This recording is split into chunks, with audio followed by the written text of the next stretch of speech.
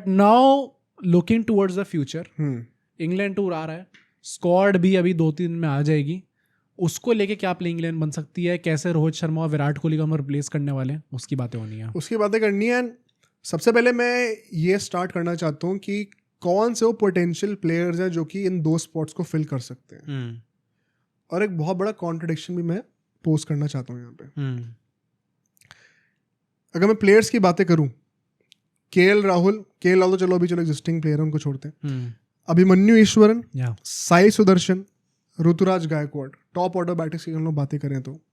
अब middle order में श्रेयस अय्यर वापस आ सकते हैं, ध्रुव जुरेल को एक परमानेंट स्टे मिल सकता है टीम में, सरफराज खान को एक परमानेंट स्टे मिल सकता है टीम में, नीतीश कुमार रेड्डी को एक परमानेंट प्लेयर बनाया जा सकता है, करुण नायर का कमबैक हो सकता है।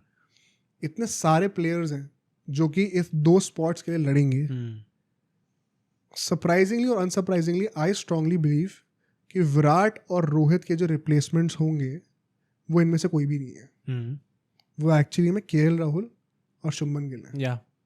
What do I mean by that? You don't have to look beyond the current playing 11 to find replacements for Virat and Rohit. Actually में इसी playing 11 में वो 2 replacements exist करते हैं। KL Rahul should be opening now in my opinion. And Gill वो season के, आप हमारे 2 साल पहले के पॉडकास्ट जाके देखो, हम तब से कहते हुए आ रहे थे कि Gill will become the number 4 batter. और वही होगा मुझे लगता है। वो एक सेल्फ फुलफिलिंग प्रोफेसी है कि जो भी आपका सुपरस्टार की तरह आप डिसाइड करते हो कि इस बंदे को हमें बनाना है, वो टेस्ट में आपका मेन बैटर बन के आता है, वो नंबर 4 पर ही खेलता है। ये हिस्टोरिकली क्रिकेट में एक फीट रही है। That's the best time to bat. अब तो कप्तान भी बन गए हैं तो हो गई। I think Gill will be the next number 4 and KL Rahul will be the next opener and rightfully so. Although हाँ टेस्ट में 30-35 की एवरेज है उनकी। अरे भाई मुझे लगता है केएल राहुल को अगर अब भी नहीं खिलाया ना हम लोगों ने सही से, मतलब फाइनली उस बंदे का शायद टाइम आ गया है जहाँ पे वो शाइन कर सकता है। अगर अब भी हम लोग कोई नए खिलाड़ी ले आए, कह दे नहीं केएल राहुल का नहीं चल रहा है इस टाइम पे, let's give him some time in the position जहाँ पे वो प्रेफर करते हैं एंड देन लेट्स जज him on the basis of that. But at the same time मैं ये भी कहूँगा you better step up now भाई। अब तो हाँ, अब तो you are one of the most senior players in the team. I think he is now. 2014 भाई जडेजा अगर नहीं होते तो उसके बाद मतलब बुमराह को वो पिलर माना जाता है, but he is round about the same time जब केएल राहुल खेले ना। प्रॉब्ली केएल राहुल पहले 14 में आ गए थे। टेस्ट में तो ऑफ कोर्स हां, वाइड बॉल 2016 में आए। तो he is even senior then Bumrah अगर अभी कह रहे हो तो। जडेजा से भी मतलब बहुत ज्यादा पीछे नहीं है वो, एंड जडेजा भी निकल जाएंगे कुछ टाइम में। केएल राहुल उनसे 5-6 साल छोटे हैं। He better step up now, he is the most experience batter now in the lineup. कोई एक्सक्यूज नहीं है आपके पास। हम जरा ये जो ऑप्शंस हमने बातें करी है ना, इनके क्या प्रोज और कॉन्स, उनके क्या रीसेंट रिकॉर्ड है, जरा मैं उसको भी बातें करना चाहता हूँ। बिकॉज इसमें हम लोग देवदत्त पडिक्कल और रजत पाटीदार जैसे प्लेयर्स को भी ला सकते हैं कॉन्वर्सेशन में, तो जरा सबकी बातें करते हैं। बेसिकली क्रक्स क्या है कहने को, इसको हम लोग अभी प्लेइंग 11 बनाएंगे कई सारी पॉसिबल कॉम्बिनेशंस की, but KL Rahul as an opener and Shubman Gill as number 4 batter will solve the replacement issues for Rohit and Virat. And so हम टीम में एक्चुअली में नंबर 3 का बैटर ढूंढ रहे हैं और नंबर 5 नंबर 6 का बैटर एक होगा वो ढूंढ रहे हैं। हम ओपनर और नंबर 4 का बैटर नहीं ढूंढ रहे। अब यहाँ पे बस ऑप्शंस क्या हैं देखो। फर्स्टली केएल राहुल हिमसेल्फ, इनकी बातें करते हैं जरा, बिकॉज ट्राइड एंड टेस्टेड है, ओपनिंग कर रखी है, रन भी स्कोर करें। क्या सर्टिफाइड परफॉर्मर है वो एक सवाल है। And I think BGT was a big summary of his career so far, जहाँ पे वो स्टार्ट अच्छा करते हैं लेकिन एंड आता था फेड अवे कर जाते हैं। I think a big reason why he had a good Champions Trophy, उस टाइम पे भी हमने कहा था कि अगर इस टूर्नामेंट में परफॉर्म करते हैं फाइनली वो सारे शाउट्स को खत्म कर देंगे।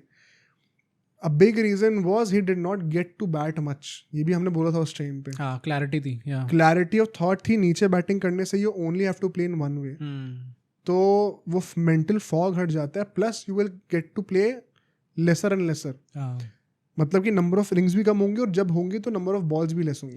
दैट इज उनकी एवरेज भी ऊपर जाती जा रही है क्योंकि नॉट आउट रह के आ रहे हैं बहुत मैचेस में। तो फेड अवे होने का ना फिजिकली उतना स्कोप है नहीं, तो you can Outlast a champions trophy at that number. But मैं अभी आईपीएल देख रहा हूँ, मुझे काइंड ऑफ सेम फीलिंग दोबारा आ रही है। स्टार्ट बहुत अच्छा, एंड में आते आते वापस थोड़ा सा टेपर हो रहा है वो। तो मतलब मुझे ये चीज़ लगती है कि ही इज नॉट अ सर्टिफाइड, अभी तो चलो ओपनिंग नहीं कर रहे हैं, बट सर्टिफाइड ओपनर भी एज अ टेस्ट प्लेयर मतलब वो थप्पा नहीं लगा है अभी। Even though he is the most senior player in the batting lineup right now. ये एक मुझे लगता है कि इट्स अ रिस्क, बट जो हम बाकी प्लेयर्स की बातें कर रहे हैं वो भी कौन सा सर्टिफाइड है, एटलीस्ट केएल राहुल ट्राइड तो है, टेस्टेड तो है यहाँ पे। प्लस मुझे लगता है इंग्लैंड में क्योंकि बॉल स्विंग करती है तो टेक्निकली क्या चीज़ सिखाई जाती है आपको कि आपको बॉल को जितना लेट खेल सकते हो उतना खेलो। अगर आप इंडिया में या ऑस्ट्रेलिया में कहीं पे बॉल को एक सर्टेन पॉइंट ऑफ टाइम पे मीट कर रहे हो, उससे और late to closer to your body meet करो, ताकि बॉल को जितना स्विंग होना है उतना टाइम मिल जाए उसको, and then you can decide the last moment कि आपको बॉल को छोड़ना है खेलना है। उसमें केएल राहुल की मास्टरी हमें दिखी देगा। तो मैं याद हो पहला बीजीटी का भी जो मैच था जहाँ पे वो बैट को कमिट नहीं कर रहे थे, बॉडी के पीछे रख रहे थे एंड आते आते भी। I think that could be a game changer. This series genuinely could be, you know, वो होता ना एक turn around proper test career में जनरेट करना केएल राहुल का इस साल, वो हो सकता है भाई। आई थिंक केएल राहुल के साथ एक टेक्निकल एडवांटेज भी है जो कि हमने once again tried and tested है ये चीज़। अभिमन्यु ईश्वरन भाई, मैं यहाँ पे बोलना चाहता हूँ कई लोगों को, मैं बहुत पॉडकास्ट में भी सुन रहा हूँ क्लिप्स दिखे कि साई सुदर्शन की बातें हो रही हैं, एंड राइटफुली सो। इनफैक्ट अगर आप मुझसे पूछोगे तो मैं भी शायद पर्सनली उनका नाम सजेस्ट करूंगा। साई सुदर्शन का करते हैं बात अभी। मैं एक चीज़ बोलना चाहता हूँ, मैंने बहुत जगहों पे ये चीज़ बोली है। अभी हमने कवर ड्राइव पर भी एपिसोड जो करा था वहाँ पे ये बात आई थी। Once again I will recommend आप जाके देखो वो, कि साई सुदर्शन की पीआर नहीं है यार, शुभमन गिल की पीआर है, उनको जो क्रेडिट नहीं मिल रहा, उन्होंने भी इतने रन मारे हैं। अगर साई सुदर्शन अभिमन्यु ईश्वरन से पहले अपना टेस्ट डेब्यू कर लें तो क्या वो पीआर नहीं है? यार पीआर गेम ना वही है कि इट्स रिलेटिव। हाँ गिल से कम है लेकिन अभिमन्यु ईश्वरन से तो ज्यादा है ना। रोल तो है ही। आप जिस चीज का विक्टिम बन रहे हो वही चीज के आप बेनिफैक्टर बन के भी किसी और मोर deserving, and I quote this, more deserving player से पहले डेब्यू करोगे। Bye the way Abhimanyu Eswaran most likely will be the captain of the India team also. ये टीम, हां, गायकवाड़ का पक्का नहीं है ना इस टाइम पे अभी। वो बंदा इतने सालों से स्क्वाड में रहा है, उसको डेब्यू क्यों नहीं मिल रहा भाई? वो अभी बीजीटी में भी आ गया था भाई स्क्वाड में, उसके बाद भी कुछ खेलने को नहीं मिला उसको। और if it comes down to it he can play at number 3 also. ये कोई इतना फर्क नहीं है वो टेस्ट में इतना। आई डू फील भाई, अगर ये चीज हमने इतने साल से देखते आ रहे हैं कि रवि शास्त्री के अंडर भी शायद ये चीज़ हुई थी जब उनको पिक करा गया था, एंड उसके बारे में तो उनने कुछ ऐसी रिपोर्ट भी निकली थी कि रवि शास्त्री को लगा नेट में ये देखने में अच्छा लग रहा है, खेल नहीं पाएगा वहाँ पे, और उनको ऐसा लगा। आगे आने वाले कोचेस में राहुल द्रविड़ ने कभी नहीं देखा, फिर गौतम गंभीर ने उनकी तरफ नहीं देखा। ऑल्दो गौतम गंभीर को आप थोड़ा तब भी लेवरेज दे सकते हो क्योंकि भाई उनका पहला अवे टूर था, उनको जाके ऐसे आप यंगस्टर को नहीं ला सकते, किसी को ट्रस्टेड लोगों पे जाना था आपको, तो शायद हो। बट अगर इनके अंदर भी वो पिक नहीं करे जा रहे then there must be something. Sai Sudharsan अगर उनसे पहले खेल रहे तो it is a clear role की आईपीएल में ज़्यादा दिखे हैं वो। एंड ऑफ कोर्स अगर आपको पीआर का विक्टिम बनाना है उनको तो उनको फायदा भी मिला, फायदा भी है। तो ये हिपोक्रेसी फैंस की भी दिखती है यहाँ पे कहीं, बिकॉज उनका रणजी सिंह बहुत अच्छा गया भाई अभिमन्यु ईश्वरन का पिछला वाला, and he has been ruling the charts there, तो कायदे से उनका बनता है डेब्यू होना यार, for sure. Where does Sai Sudharsan come into place now? And personally I am also very tempted, एक लेफ्ट आर्म ऑप्शन ऐड करता है लाइनअप में। नंबर 3 पर also he is a more natural shooter than Abhimanyu Easwaran. Secondly younger, I think perhaps a higher ceiling also because बहुत जल्दी evolve कर रहे हैं वो। एंड उनका जो रिसेंट अभी जो रणजी सीजन गया 3 मैचेस खेले 76 की एवरेज पे, ओके, और वाइड बॉल पे भी जो उनका एवोल्यूशन दिख रहा है इट्स टू क्विक। तो because of the collection of those factors आप साई सुदर्शन के लिए केस बना सकते हो, but Abhimanyu Eswaran also deserves it equally भाई। मतलब ये कहना कि नहीं हैंड्स डाउन मैं तो साई सुदर्शन की तरफ देख रहा हूँ, it's a bit hypocritical in my opinion. मतलब कोई फैक्ट नहीं है हमारे पास कोई टैंजिबल चीज़ आप देख के नहीं कह सकते कि अच्छा इस वजह से आप अभिमन्यु ईश्वरन को बाहर रखना चाहोगे, क्योंकि उसने अपना जो परफॉर्म करना था उसने करा है, वो टूर्स पे भी आ चुका है, कायदे से वो लाइन में पहले होना चाहिए इन सबसे। 5-6 साल का फर्क है ना, लेकिन मेरे ख्याल से 6-7 साल का फर्क है दोनों। व्हाटएवर इट इज, मतलब भाई जिस बंदे को अभी तक चांस ही मिला उसको किस बेसिस पे जज कर रहे हो, जो कि परफॉर्म कर रहा है इतने सालों से। तो ये वही बात है, मतलब इसमें अगर साई सुदर्शन लोग कहते हैं तो I understand, but I would be equally glad अगर अभिमन्यु ईश्वरन को भी चांस मिलता है तो। But I think it seems like Sudarshan को चांस मिलने वाला है पक्का ऑलमोस्ट। एक और बड़ा इंटरेस्टिंग बात है, फर्स्ट क्लास जो करियर है उनका, डोमेस्टिक करियर सुदर्शन का 39.93 की एवरेज है टेस्ट में। ओह, कोई बहुत ज़्यादा नहीं है, ये भी लोगों को नहीं पता है। तो जो बैक कर रहे हैं वो रिसेंट एवोल्यूशन के ऊपर बैक कर रहे हैं लोग, बट वही है कि बहुत जल्दी इवॉल्व कर रहे हैं वो। बट एक्चुअली में क्या, अगर आप ऐसी चीज़ों को देखोगे तो अभिमन्यु ईश्वरन से ज़्यादा डिजर्व करते हैं वो, नहीं करते, सोचने वाली बात है। टॉप ऑर्डर की अगर हम बातें करें तो मुझे लगता है कि इसमें से सबसे ज़्यादा लाइकली ऑप्शन साई सुदर्शन निकल के आने वाले हैं। भाई मैंने जो रिपोर्ट पढ़ी है, जो लोग कह रहे हैं कि क्या प्लेइंग 11 बनने वाली है, उसमें तो गिल तो नंबर 4 पे खेल ही रहे हैं, ऐसे ही में राहुल ओपनिंग नहीं कर रहे। चलो उसकी बातें करेंगे, हम भी बनाएंगे। तो ये हमारा टॉप ऑर्डर में रोहित के जाने के बाद से जो एक स्लॉट खाली हुआ है उसको हम इस तरीके से सॉल्व कर सकते हैं। अब मिडिल ऑर्डर की बातें करते हैं। यहाँ पे देखो, मैं जो सबसे बड़ा नाम लूंगा, आई थिंक एक अंडररेटेड शाउट है, श्रेयस अय्यर। हाँ, या अगर आप एक नैरेटिव वाइज भी सोचोगे, वो बंदा पिछले बार इंग्लैंड से खेला था घर पे, तभी बाहर हुआ था। उसके बाद से उस इंग्लैंड के सीरीज और इस इंग्लैंड के सीरीज में फर्क देखो। He is one of the best batters out there right now. जो एक इशू था उनकी बैटिंग, उन्होंने सॉल्व करा है बाउंसर्स का, एंड उन्होंने हर एक डोमेस्टिक टूर्नामेंट में परफॉर्म करके दिया। तुम आईपीएल की बातें कर लो, अगर तुम्हें इंटरनेशनल स्टेट में बात करनी है, तुम चैंपियंस ट्रॉफी की बातें कर लो, अगर मैं डोमेस्टिक लेवल पे बातें करूँ, 5 गेम में उनकी 68 की एवरेज रही है इस सीजन में। ठीक है, कहाँ से आप बोलोगे? हर एक ट्रॉफी जीते हैं by the way as a captain. SMAT भी जीत गए हैं, मुंबई का भी कोई लीग होती है वो भी जीत गए थे। कई लोग कहते हैं कि शेष को कप्तान बनाओ टेस्ट का, आई अंडरस्टैंड, बट वो होगा नहीं, तो डिस्कस करने का फायदा नहीं है। Exactly. But and plus tried and tested वो भी हैं। Why not? मतलब एट नंबर 5 नंबर 6 कहीं भी खिलाओ। Mostly number 5। मैं पर्सनली ये चीज़ चाहता हूँ कि अभी तक हम लोग देखे थे कि ऋषभ पंत ही नंबर 5 पे खेलने आ रहे थे, and it's fine if you want to go ahead with it, क्योंकि ऋषभ पंत ना, हाँ मैं पर्सनली ऐसा चाहता हूँ कि भाई number 6 for KL Rahul was too low. I think इतना नीचे उनके जैसे खिलाड़ी को नहीं आना चाहिए, जो उनके जैसे मोल्ड का खिलाड़ी हो। I wanted him a bit up the order. शायद नंबर 5 पे आप खेलने आ जाओ, उससे ऊपर तो जगह मिल ही नहीं पा रही थी उनको, तो नंबर 5 पे आप खेलने आ जाओ। नंबर 6 पे ऋषभ पंत हो सकता है। आई वांट अगर श्रेयस अय्यर आए तो वो भी नंबर 5 पे ही खेले। नंबर 6 पे आई थिंक बहुत नीचे हो जाता था।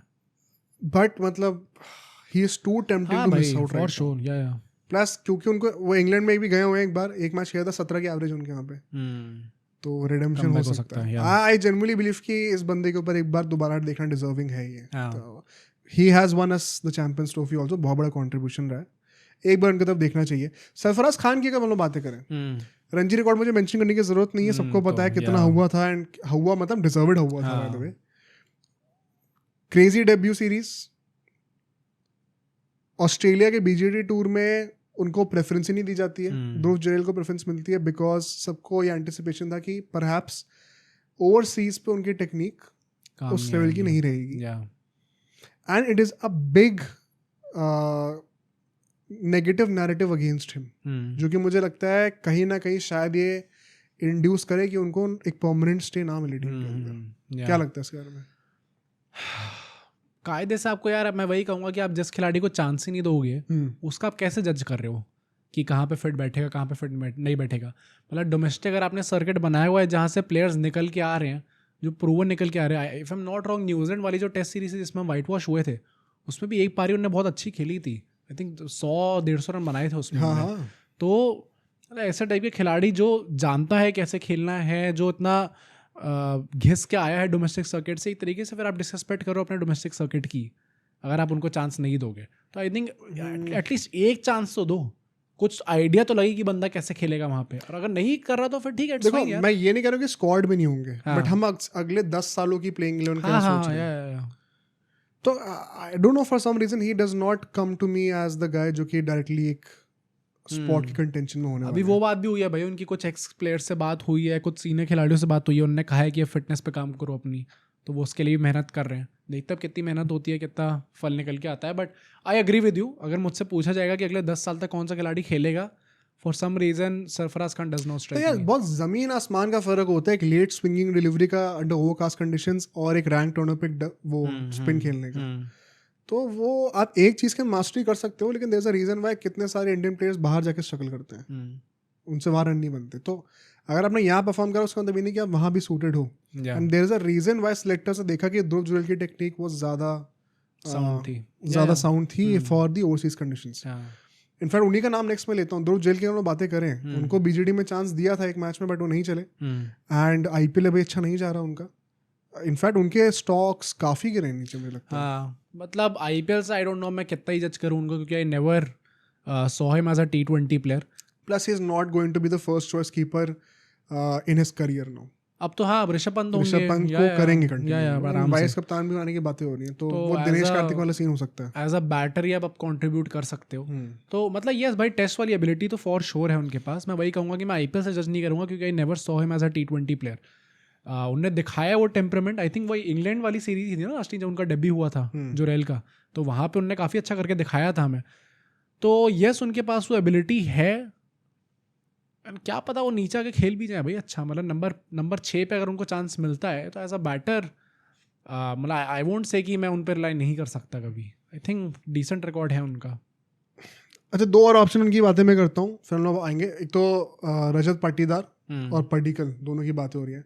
आई थिंक दोनों ट्राइड एंड फेल्ड वाले कैटेगरी में अनफॉर्चुनेटली आएंगे, ऑल्दो इतने चांसेस नहीं मिले उनको। बट आई थिंक एक तो पाटीदार के लिए भी आई नो बहुत ज़्यादा PR चल रही है अभी, बिकॉज RCB कप्तान बन गए, but at that age I think we have better options. भाई अब और कोई यंगर साइड पे देखो आप। Plus his major play has been against spinners, तो overseas में तो वैसे भी उनका पत्ता कट जाता है, and Padikkal for me for some reason has not been that impressive. तो मैं he does not give me the confidence that it is, अगर आप मेरे से पर्सनली पूछोगे तो I think there are better options out there. Plus Padikkal का भी कुछ कंफर्म भी नहीं है ना अभी IPL में, तो वो इंजर हो गए हैं, Injure क्या हो पता वो जाए ना वहाँ मतलब पे। मैं ये सोच रहा हूँ कि सिर्फ वैसे नॉट भी, जस्ट हाँ, इंग्लैंड हाँ, बट लॉन्ग टर्म अगर स्ट्रैटेजी में रखे तो हाँ, यहाँ पे तो अभी तो मोस्टली रूल आउट ही हो जाएंगे वो because of the injury. IPL भी मतलब उनका लगता है अच्छा जा रहा है, पर फिर एक हिकअप आता है, वो अश्योरिटी नहीं मिल रही। मतलब यूर नेवर, हाँ भाई assurity is the exact word, कभी आपको लगेगा नहीं कि अच्छा ये बंदा जिता ही देगा। तो मुझे लगता है अभी तक जो ऑप्शन डिस्कस करें मेरे लिए सबसे टेम्पटिंग है श्रेयस अय्यर। अब 2 नाम और आते हैं, एक आता है नीतीश कुमार रेड्डी, उसके बारे में क्या लगा? Not much first class record, कुछ भी नहीं है, रीसेंट फॉर्म बहुत खराब चल रहा है, इंजरी से भी आ रहे हैं, तो थोड़ा सा डिप आया भी क्या, पर BJD में 100 मारी थी। अगर फुल फॉर्म में है, वो अपनी फुल फिटनेस पे हैं, I think he is going to be that guy जो कि पिक होने वाले हैं अभी, एंड जो कि इस प्लेइंग 11 में खेलेंगे। आई डाउट, मतलब भाई एक बंदा जो कि पेस भी डाल सकता है, बॉलिंग भी कर सकता है। आई डोंट नो ये लोग कितने बैटर्स लेके जाने वाले, कितने बॉलर्स लेके जाने वाले हैं, तो उससे बहुत फर्क पड़ेगा। गंभीर से तो हाथ जोड़ के बोलूंगा, कई लोगों को लगता है कि मैं करता है तो 8 बैटर 6 बॉलर करते रहता हूँ, एक्चुअली मैं टेस्ट में it is the total opposite भाई। I don't want that, I want specialist bowlers and specialist batters. मुझे नहीं चाहिए नंबर 9 तक बैटिंग, 7 बैटर काफी है including a wicket keeper, 5 bowler काफी हैं। कोई ओवर लिमिट थोड़ी है कि आपको 6 बॉलर से ओवर कराने। डायनामिक्स बिल्कुल उल्टे हो जाते हैं। मुझे नहीं चाहिए कि नीतीश कुमार रेड्डी नंबर 8 और नंबर 9 पे आके बैटिंग कर रहे हैं और 100 मार रहे हैं, कोई फायदा नहीं है। अब 7 प्रॉपर बैटर्स खिलाओ, ये बहुत बड़ा क्रिटिसिज्म था BJD के टाइम पे, बहुत वैलिड बात थी ये। मतलब मुझे तभी ये चीज़ लगती है कि अगर गौतम गंभीर ने अपनी मेंटालिटी चेंज करी होगी, एंड अगर वो वैसे टाइप की थ्योरी लेके जाएंगे जैसे विराट कोहली जेल लेके जाते थे अपना टाइम पे, तो फिर आई अंडरस्टैंड अगर नीतीश कुमार रेड्डी शायद नहीं होंगे फिर टीम के अंदर, क्योंकि I think as a batter yes उनने वो चीज़ करके दिखाई थी पहली बात तो। बट एक मैच था वो नहीं, उससे पहले ही भाई मतलब क्विक 40 जितने भी वो मार रहे थे, वो बाकी सारे खिलाड़ियों से तो बेटर ही खेल रहे थे। After that 100 there has been a fall off, अगर तुम नोटिस करोगे तो। और ये मैंने तब भी बोला था कि जो था कि मुझे प्रूफ करना था और ये करना था, अभी कुछ प्रूफ नहीं हुआ भाई। कायदे से तो रहा है, प्लस ऑफ लेट फॉर्म भी अच्छा नहीं रहा है, तो ऑब्वियसली सवाल होंगे उनके ऊपर। बट मैं वही कहूँगा कि अगर वो फिलॉसफी गौतम गंभीर पीछे छोड़ आए हैं तो फिर you won't see Nitish Kumar Reddy playing, फिर आप शायद किसी और को देखोगे खेलते हुए। बट अगर वो अभी भी फिलॉसफी है कि हमें ऑलराउंडर्स चाहिए थोड़े ज़्यादा और नंबर 8 तक बैटिंग चाहिए, उसके चक्कर में शायद नीतीश कुमार रेड्डी खेले। बट अभी हम एक मिडिल ऑर्डर नंबर 5 नंबर 6 के बैटर की बातें कर रहे हैं, वहाँ पे मुझे एक प्रॉपर बैटर चाहिए, and Nitish Kumar Reddy does not make the cut for me there. He can play as an all-rounder, makes sense, yeah. But as a proper batter, I think there are better options. तो last नाम आता है करुण नायर का। अब करुण नायर और श्रेयस अय्यर में तुम्हें क्या लगता है? करुण नायर का अगर मैं सबको बता दूं, सबको डोमेस्टिक रिकॉर्ड तो इस साल का देखा ही होगा, 9 रणजी मैच में 863 run at an average of 54। IPL में थोड़ा सा भी ऊपर नीचे चल रहा है, but should IPL really count? Exactly, या। प्लस एक और इंटरेस्टिंग चीज बताऊं, 2024 में लास्ट ईयर उन्होंने 7 काउंटी के मैचेस भी खेले, तो एक्सपीरियंस है यहाँ का। 474 रन मारे एट एन एवरेज ऑफ 44। भाई बहुत डिफिकल्ट है यार, और इसमें चूज करना आई वुड से जैसा करुण नायर ने परफॉर्म करा है, आई थिंक भाई चांस तो वो डिजर्व करते हैं, मतलब मना नहीं कर सकते। स्क्वाड में तो आएंगे, प्लेइंग 11 में देखना है। श्रेयस अय्यर के तो स्क्वाड में भी चांसेस अभी कंफर्म नहीं है। हाँ। करुण नायर का मोस्ट प्रॉब्ली है कि वो इंडिया ए के साथ तो अभी निकल जाएंगे वो, प्लस स्क्वाड में मोस्ट प्रॉब्ली आ जाएंगे। बट अगर इन 2 खिलाड़ियों में से कोई एक चूज करना है मुझे for the long term, I am going with Shreyas Iyer. But I think अगर सिर्फ इस टूर की बात हो रही है तो करुण नायर डिजर्व्स इट। अच्छा, एक्चुअली करुण नायर के साथ फायदा ये भी है ना कि then once again you define कि हमें 3 फॉर्मेट के प्लेयर्स नहीं चाहिए। हाँ, 6 ईयर का, बिकॉज बाकी 2 फॉर्मेट में भी कट में है अभी। या तो naturally there will be times जहाँ पे उनको मिस करना पड़ेगा कुछ ना कुछ। अगर आप ऐसे में डिफाइन कर दोगे, हर प्लेयर को वही लगेगा ना कि अगर मैं 3 फॉर्मेट खेल सकता हूँ then why not me. But शायद एक स्ट्रिक्ट पॉलिसी आए and Karun Nair can make the cut as a test specialist also. I still believe कि maybe try both of them. 5 test match की सीरीज है, कोई ना कोई तो फेलियर्स होंगे। आई थिंक पुजारा ने बहुत सही बात कही कि हमें 2-3 सीरीज लगेगा फिगर आउट करने में। डोंट एक्सपेक्ट कि हमें आराम से सिर्फ इंग्लैंड की सीरीज से हमें आंसर मिल जाएगा। या तो आई वुड से कि इन 2 बंदों के बीच में बना के रखो। एंड उसके चलते एक हार्ड कॉल होगी कि हाँ, सरफराज खान को ऑल ऑफ अ सडन अभी एकदम से चांस नहीं मिलेंगे शायद। ध्रुव जुरैल के साथ थोड़ी सी शायद ऊपर नीचे चीज़ें होंगी, maybe as a backup keeper खेलेंगे वो। केएस भरत का पत्ता भी कटेगा। But I personally want to see these 2 guys first and then maybe look towards the other ones. मेरा पर्सनली ये मानना है।